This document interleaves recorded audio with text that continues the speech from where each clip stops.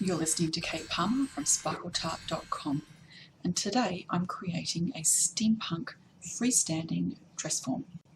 This all starts with some gorgeous wooden embellishments from a new store online called Witchcraft. In this project I'll be using the Anna freestanding dress form, the Samantha Wings, and the Gears and Cogs pack, and I'll put a link in the description under the clip so that you can go and have a look at the store for yourself.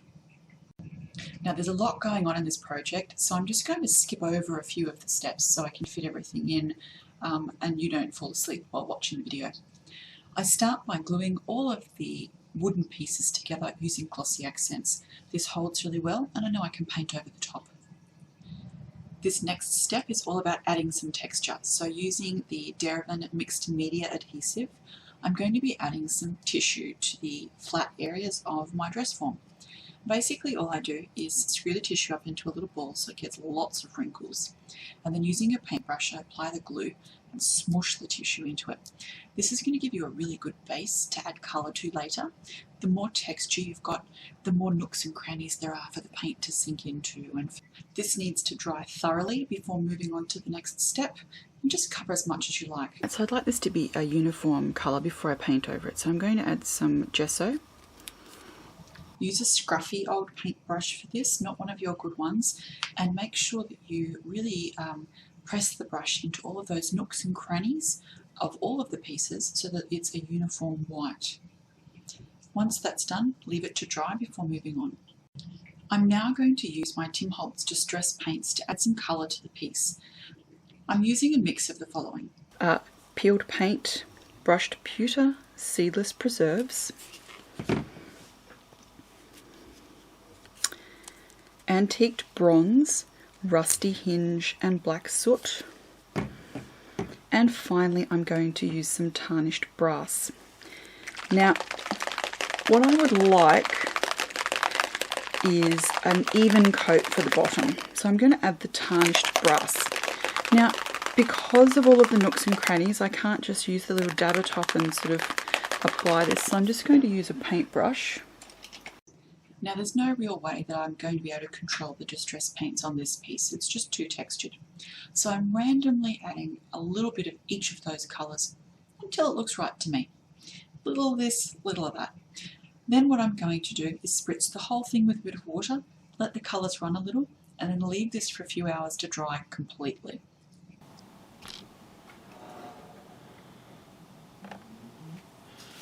Alright, so there are a few bits on here I'm particularly happy with colour-wise. Really liking this section here. And again, this section here, I think it's just got something a little bit special going on.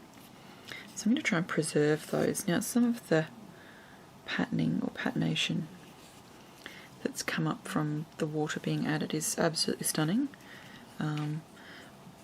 There's also quite a bit of brown going on. But that's okay, because this is where the black soot comes in. Now, this is supposed to be a grungy steampunk piece, so I can't leave it quite so colourful. So what I'm going to do is, where I can, I'll tap on the black soot with the dabber on the end, and then using a paper towel, just sort of wipe some of it off. So the colour peeks through, but it really grunges the whole thing up. On those areas that I can't get to with the dabber top, I'm going to use a paintbrush to do the same thing. Of course, this also needs to dry before you can move on to the next step. Now, I've just got a little bit of the Inka Gold, and I'm going to apply that. That will really help pick up the texture that's in here. To add this, all you need to do is dip in a finger. It's non-toxic, so it's safe. And use a very light touch to just scrape the Inka Gold across the textured surface. So what will happen is where it contacts with your finger, it leaves a little bit of gold on the product.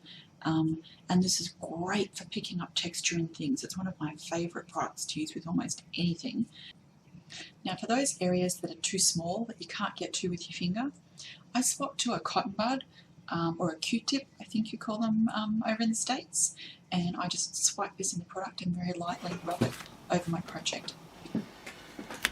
Now I'm up to the final part here, so I've got this wonderful base coat of all those gorgeous distress paint colours, which you can still see peeking through, depending on the light of course. Some areas I've left more colourful than others.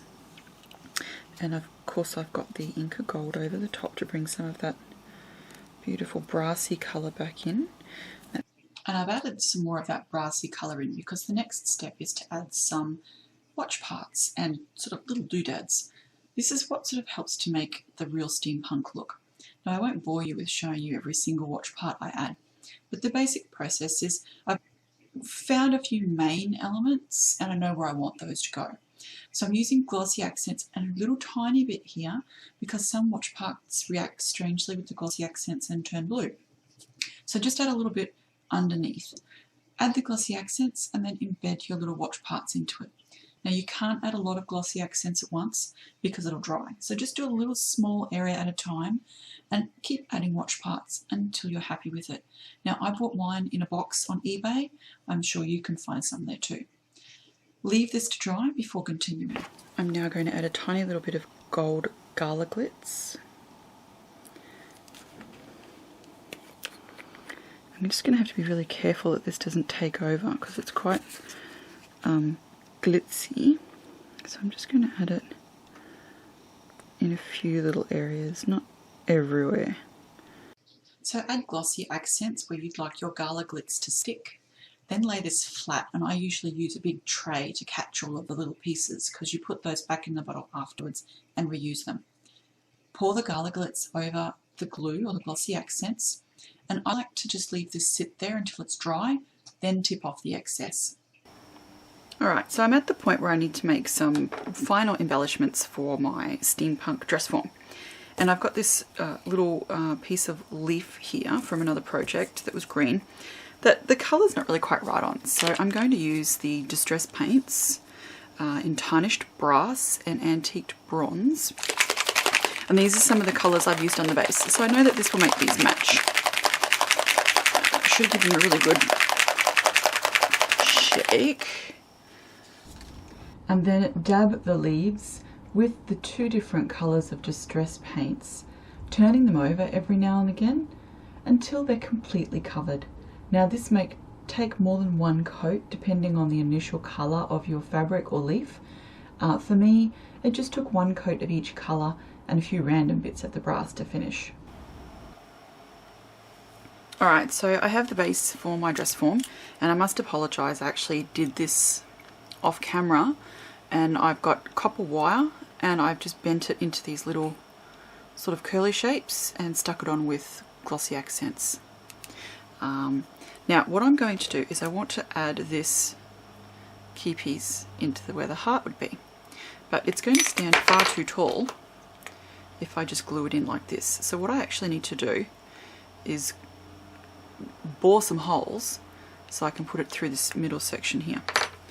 Now what I've got is a roll of masking tape, so I can actually sit my dress form over this, and I have what is basically a little Dremel. I believe it was called Her Drill when I bought it, and I haven't seen these anywhere since, which is really sad because I would love another one.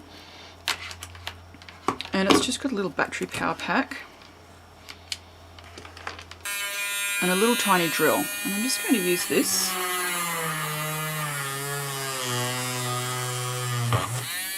to drill holes through here. I'm just going to flip it over and you can see all the little bore marks. I'm just going to try and join a few of these up so I can punch a hole.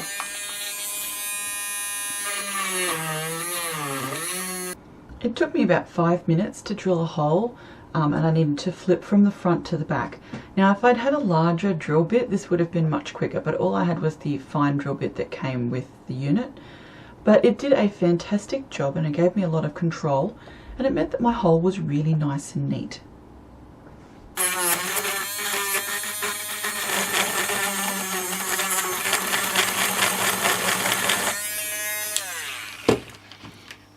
Time to check again. And we're right. And see how this now fits in here? Previously, if I'd tried to put it in, that would have only gone in so far and it would have been sticking out far too much. But now I can pop it the whole way through and I actually have something that works. Now, if I wanted to, I can leave it so you can turn it, but I think I'm going to put the screw in the back here. Okay, and I have my wind up heart here. Alright, so I'm just adding the little leaves now that the flowers are dry, and I'm just sticking them on with glossy accents. Now it's a bit of a slow process because you've got to do the piece where it's going to attach first, then wait for that to dry, and then do a little bit of twisting, attach it to the next section, and so on and so forth. So it does take a little bit of time, this. But considering the time you've already spent, if you've made one of these like I have, then a little bit of extra time is nothing that you probably weren't expecting. Now the trick is to place it so that you get maximum effect, but you don't cover any of the bits that you've wanting to show off. So I've managed to leave most of the little pieces that I really like exposed. This one needs to stay completely clear, otherwise you sort of lose focus. Now you'll notice I have some steampunked flowers here. I have a separate clip for these because this one would otherwise just be far too long. So if you'd like to see how I made my steampunk flowers to match my dress form, go and have a look for my steampunk grunge flowers video clip. It should be up just after this one. Now, I think the flowers have really added something. Not only have they hidden some of the joins on the wings, but they've really kind of girlied up my grunge project. And as much as I loved the pure steampunk, this is just a bit more me. So I might just add a little bit of leaf here. And it also helps cover the join of the little wire pieces, because you can see where I've glued them down here, yet if I stick this over the top, sorry, thumb in the road, there'll be a leaf there and you won't really see the joins. So since I know that that's what I want to do, I'll work on that piece first. Once you've added the glue and the leaves and everything's in position, the leaves don't always want to cooperate, so sometimes you need to hold them down until the glue is dry, or at least semi-dry. I, on projects like this, use bulldog clips. They're nice and heavy duty. They very rarely leave a mark, and they're really strong holds, so they're fantastic. Just make sure to remove the clip before the glue is completely set, in case any of it's gotten onto the clip. And this is my finished steampunked freestanding dress form. Now, as you can see, there's a lot going on, but because I've made sure all of the colours and the tones all blend in together, it doesn't look like a whole bunch of stuff stuck onto a piece of cardboard or timber. It actually looks like it's together. So let me show you close up and you can see what I mean. You can see that beautiful metallic from both the Inka Gold and the Distress paints, and of course all my little brass pieces and the Gala glitz and the flowers. The flowers sparkle. I don't know if I'm going to be able to capture this on camera well enough, but I hope I can, because they really do look beautiful.